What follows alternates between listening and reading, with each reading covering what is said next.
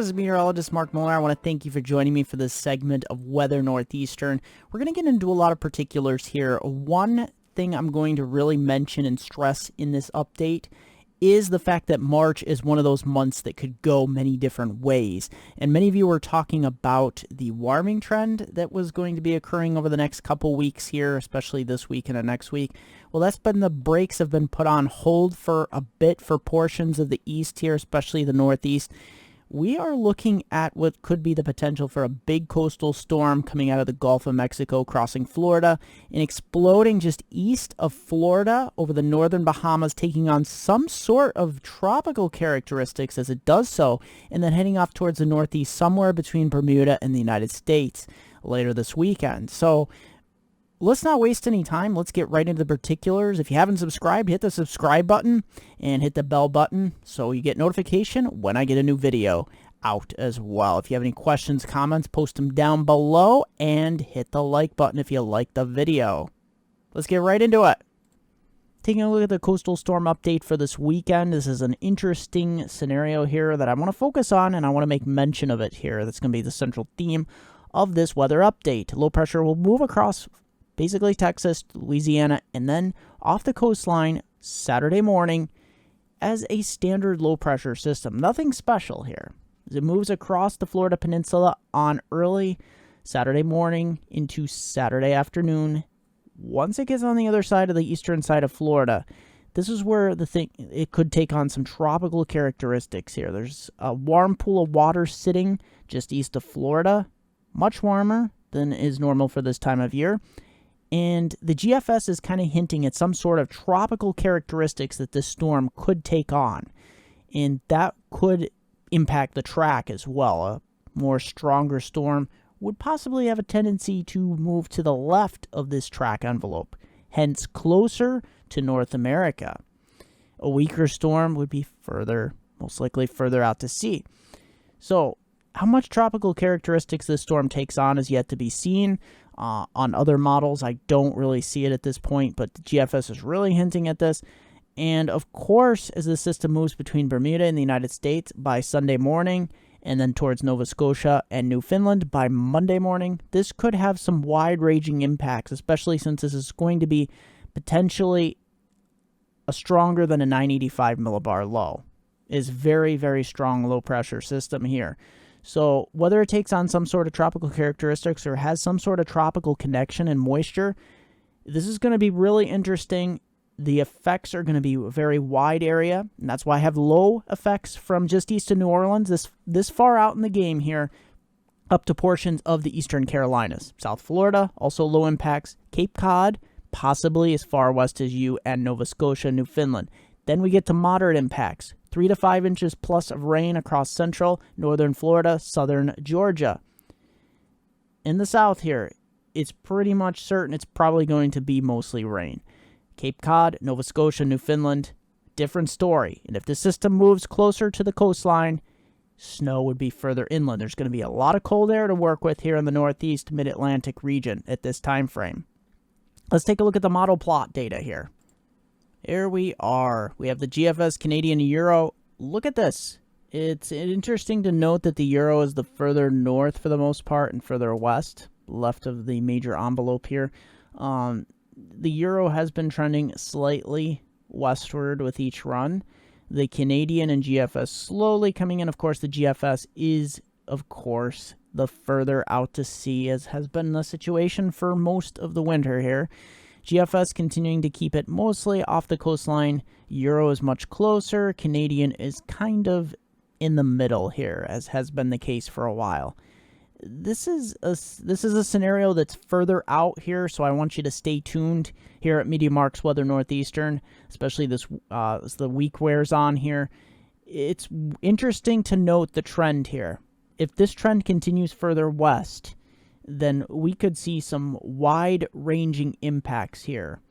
So if you take a look here, Saturday, Sunday, Monday time frame, especially Saturday to Sunday and later into Sunday time frame. If this system were to move closer to the coast, we would have a lot of trouble. And as I said before, we have a lot of cold air during this time, they'll be moving down across the Great Lakes, Northeast, Mid-Atlantic.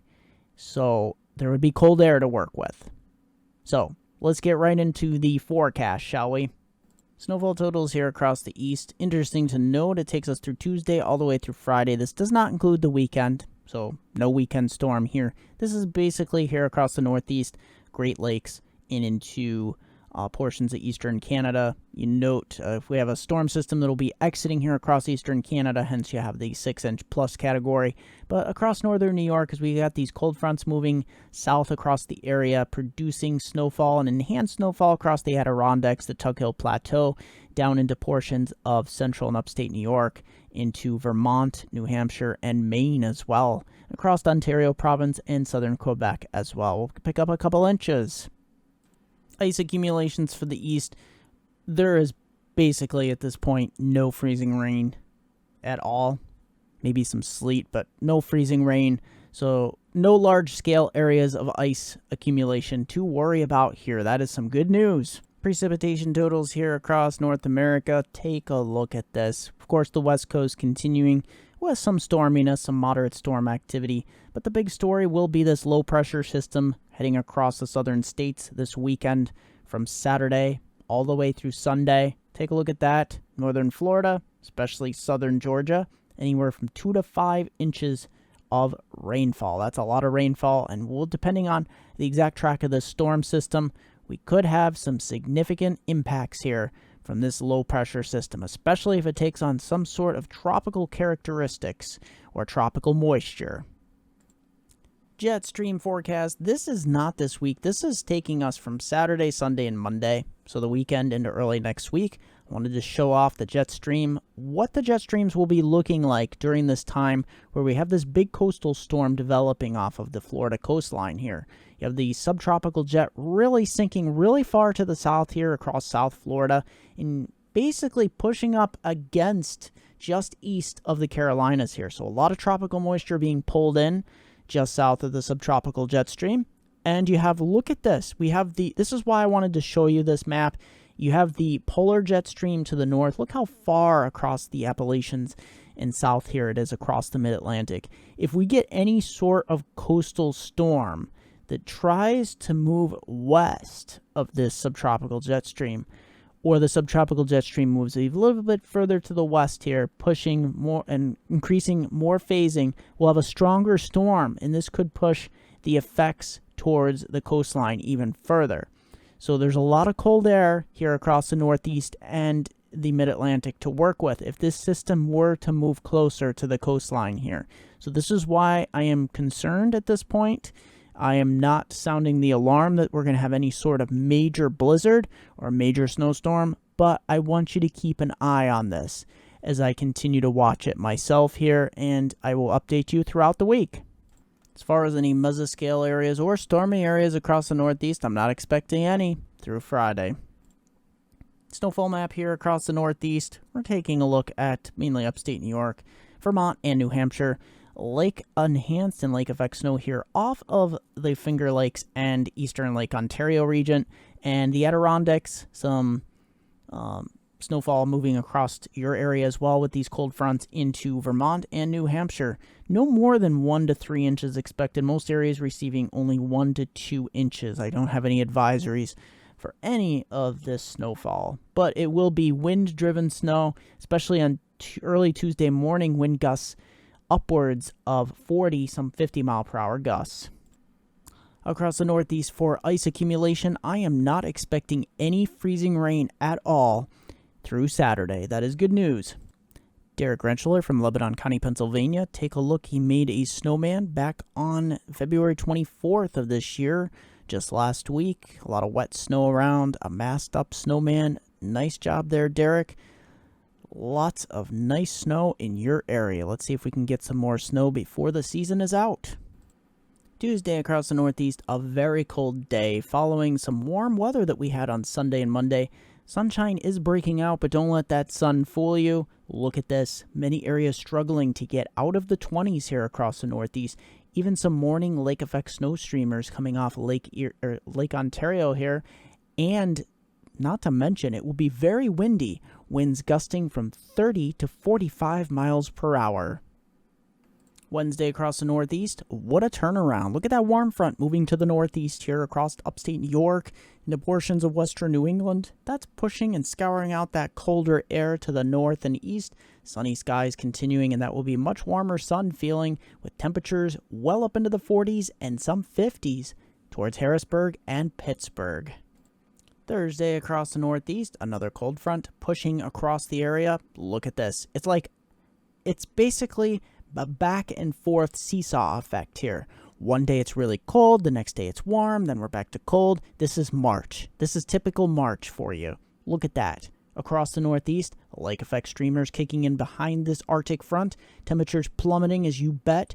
Binghamton, Albany, State College, Buffalo, Syracuse. Those will only be your early highs as temperatures fall like dominoes through the afternoon. Friday across the Northeast, another cold front. This is quite an interesting scenario because models earlier last week were picking up a big warming trend, but that just doesn't seem to be the case here. You see another cold front moving in, unseasonably cold, lake effect streamers kicking off both Lake Erie and Lake Ontario. It'll be debatable how much we see, especially with the diurnal warmer during the day, but one thing's to note for certain here, lots of wind and lots of cold pouring in across the Northeast here. That's why I'm stressing if this coastal were to be much closer to the coastline, this would be a scenario that would be a big-time snow event. So there you have it. Let's take a look at my extended outlook from my hometown viewers from Binghamton to Scranton, Upper Susquehanna region of upstate New York into northeast Pennsylvania. There's the extended outlook Tuesday through Saturday. Look at this. We only see one really warm day. What happened to that big warming trend they were talking about? Well, let's take a look. Windy on Tuesday, especially the morning, up to 29. Look at these lows. There's no lows even close to freezing here. Even on the day, it's warm, 47. Wednesday, look at that cold, really cold start here for March. Thursday, dropping back down into the lower 30s for highs. Yeah, it is around freezing, but we'll have a lot of wind around. Look at that Friday, another windy day here across the Northeast. Temperatures struggling to get above freezing. So, it'll be some warm sunshine, but there you have it. Keep an eye on that coastal, especially later this weekend. Things could change greatly. As always, I want to thank you for joining me for this edition of Weather Northeastern MeteoMark. Don't forget to like me on Facebook, MeteoMark, Weather Northeastern, Hurricane Northeastern, especially for hurricane season coming up, and MeteoMark.com, WeatherNortheastern.com. Twitter, it's WX Northeastern. Also, don't forget to hit that subscribe button, hit that like button if you like the video. If you need a question or comment down below. As always, I want to thank you for joining me for this edition of Weather Northeastern.